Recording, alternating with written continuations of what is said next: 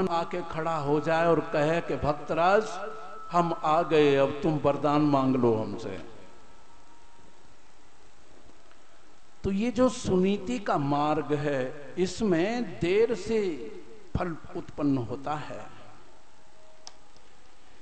देखो, कथा भी भागवत में इसी प्रकार से वेद व्यास जी ने लिखी है कि पहले विवाह उन्होंने सुनीति से किया, लेकिन बहुत लंबा समय हो गया, उसके कोई संतान नहीं हुई, कोई फल नहीं मिला, तो फिर उन्होंने दूसरी शादी करने का विचार किया कि वंश वृद्धि करनी है, इससे तो कोई फल प्राप्त नहीं हो रहा है। तो फिर दूसरा विवाह किया। वो सुनीति की ही छोटी बहन है सुरुचि, उससे विवाह किया। देखो, बड़ी विचित्र बात है। ये जिसको हम परमानंद कहते हैं, जिसको अखंडानंद कहते हैं, जिसको नित्यानंद कहते हैं, उस आनंद का ही ये भोगानंद प्रतिबिंब होता है। ये भोग से जो हमको सुख मिलता है वो आत्म सुख का ही प्रतिबिंब होता है। तो ये आत्मानंद है सुनीति और भोगानंद है सुरुचि। तो ये सुनीति का ही प्रतिबिंब है, सुनीति की ही छोटी बहन है। आप लोगों में से किसी ने विद्यारण्य स्वामी का संस्कृत में जो साहित्य है वेदांत का पंचदशी, उसमें 15 प्रकरण लिखे उन्होंने। तो सबसे अंतिम जो प्रकरण है 15वां, वो विषयानंद के नाम से ही प्रकरण है। कितना कमाल की बात है कि वेदांत का एक उच्च कोटि का ग्रंथ, उनका आचार्य अंत में जो प्रकरण लिखता है उस प्रकरण का नाम ही विषयानंद है। और उस विषयानंद में ही उन्होंने परमानंद को स्पष्ट कर दिया है। जो आनंद हमको इंद्रियों के संसर्ग से विषय में जो आनंद मिलता है, उसी आनंद का जो प्रकट रूप है उसको विद्यारण्य स्वामी ने प्रकट कर दिया 15वें प्रकरण में। ये आनंद कहां है? बाहर है कि भीतर है? इसका विचार किया वहां कि ये जो आनंद मिलता है, जिह्वा पर हमने कोई चीज डाली और आनंद मिलने लगा, तो ये आनंद उस वस्तु में है अथवा इस कर्ण में है, इस इंद्रिय में है, जिह्वा में है? वो आनंद कहां है? भाई, विषय और इंद्रिय का संसर्ग, उसमें आपको सुख मिलता है, आनंद मिलता है। भाई क्या बताऊं मैं, खीर क्या बनाई, रबड़ी बना दी, बड़ा आनंद आ रहा है, बड़ा खाने में टेस्ट आ रहा है। अब ये आनंद उस रबड़ी में है कि जिस जिह्वा में रबड़ी का रस आ रहा है उस जिह्वा में आनंद है। ये आनंद कहां है? अगर वो रबड़ी में आनंद होता तो बीमार आदमी को भी आनंद आना था, है ना? और तृप्त आदमी को भी आना था। लेकिन जो पूर्ण रूपेण से जो झिक गया है, जो तृप्त हो गया है, उसको रबड़ी से फिर आनंद नहीं आता। अथवा जिसका पित्त खराब हो जाता है, जो बीमार हो जाता है, उसको भी रबड़ी में कोई आनंद नहीं आता। तो इसका अर्थ है कि रबड़ी में आनंद नहीं है। तो क्या जिह्वा में आनंद है? बोला जिभ्या में आनंद होता तो बिना रबड़ी के ही आनंद मिलता रहता, जिभ्या तो हमारे पास है। तो इसका अर्थ है कि इंद्रिय में भी कोई आनंद नहीं है, ना तो विषय में आनंद है ना इंद्रियों में आनंद है। तो ये आनंद कहां है? तो जहां आनंद की अनुभूति होती है, जहां आनंद का ज्ञान होता है, वहीं पर आनंद है। तो उस आनंद का ज्ञान आपको कहां होता है? वो तो अपने आप में होता है। जो विषय इंद्रिय से जो परे है, जो अंतरंग है, जो अंतरतम है, अपना आपा, ये सारा का सारा आनंद वहां से फुरता है। वो आनंद का स्रोत है।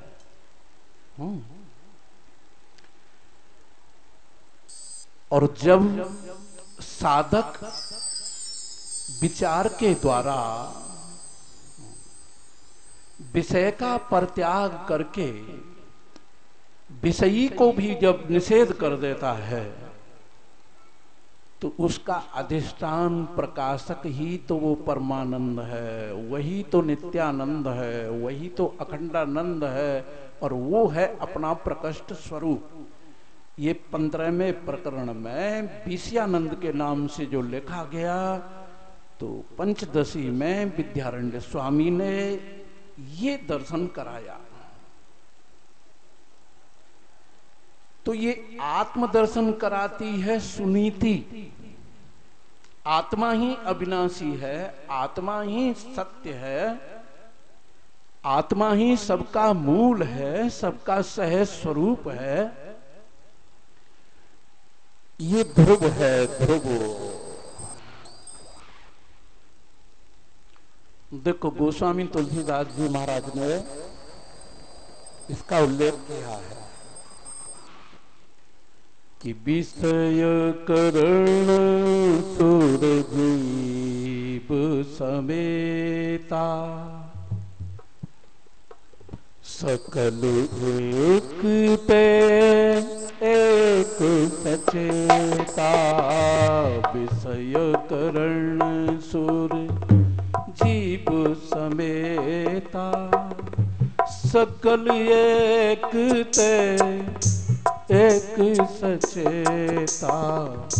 सब कर परम प्रकाशक जोई, राम अनादि अवधपति सोई।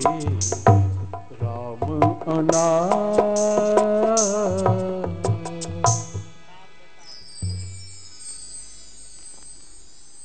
यही परमानंद है, यही राम है, यही कृष्ण है, यही नारायण है।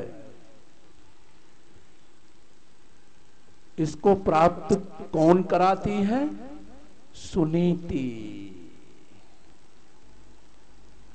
जिसका श्रेष्ठ आचरण है, जिसका उत्तम मार्ग है, जो गुरुओं के बताए हुए मार्ग पर चलता है, जो वेद के बताए हुए मार्ग पर चलता है, तो उस पथिक को लक्ष्य की प्राप्ति हो जाती है, ब्रह्म का साक्षात्कार हो जाता है, आत्मा का अद्वितीय रूप में बोध हो जाता है। और जो इस सुनीति को छोड़ करके जो मनमाना आचरण करता है, जो संसार के भोगों में ही लिप्त रहता है, उसको पुत्र तो मिलता है, सुख तो मिलता है, लेकिन मरने वाला सुख मिलता है। जब वृद्धावस्था आती है तो इंद्रियां जीर्ण शीर्ण हो जाती हैं। अब विषय तो है लेकिन इंद्रियां जीर्ण शीर्ण हैं, भोगने की रुचि भी है, विषय भी है, लेकिन इंद्रियां काम नहीं करती। सुख मर गया कि नहीं मर गया? ये गंधर्व लोग इस उत्तम को मार देते हैं, सुनीति के पुत्र को मार देते हैं। ये गंधर्व क्या है? ये तो विषय ही है। गंधर्व जो है वो विषय ही है। ये गंधर्व हैं, ये किन्नर हैं, ये अप्सराएं हैं, ये क्या हैं?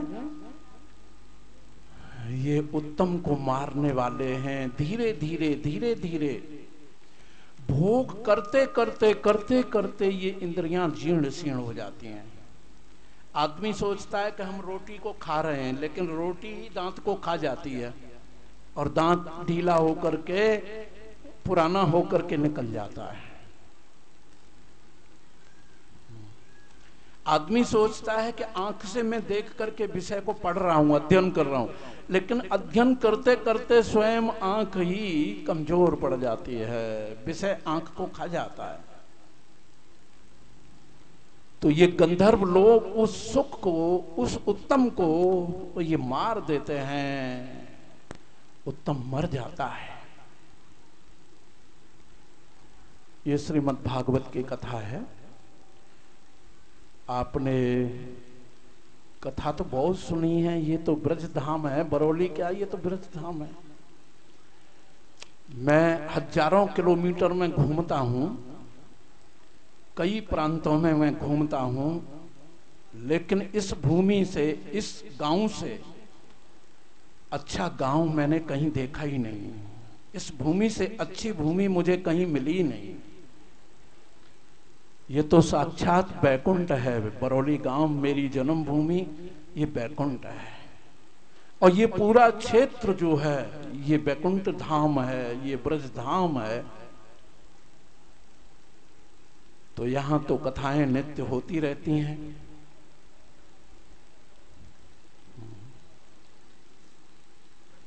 पर कथा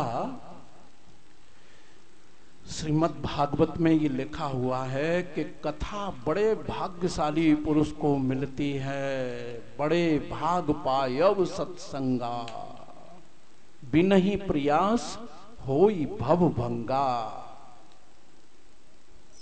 कुछ करना धरना नहीं पड़ता, सत्संग मिल गया श्रवण करने को, सुनने को, तो बिना कुछ करे धरे ही जन्म मृत्यु के भवसागर से आदमी मुक्त हो जाता है। कैसे मुक्त हो जाता है? तो बोले इसमें लाठी चलाने की जरूरत नहीं है, इसमें तो केवल समझदारी की जरूरत है।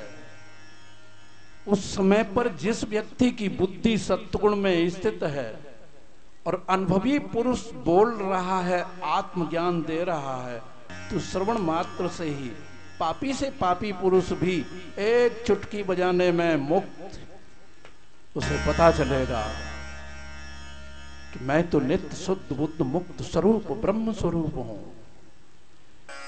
मुझ ज्ञानाग्नि में ये जन्म मृत्यु जीवन दुख सुख ये द्वैत रूप प्रपंच उसी प्रकार भासमान हो रहा है जैसे कि अग्नि में धुआं उठता है।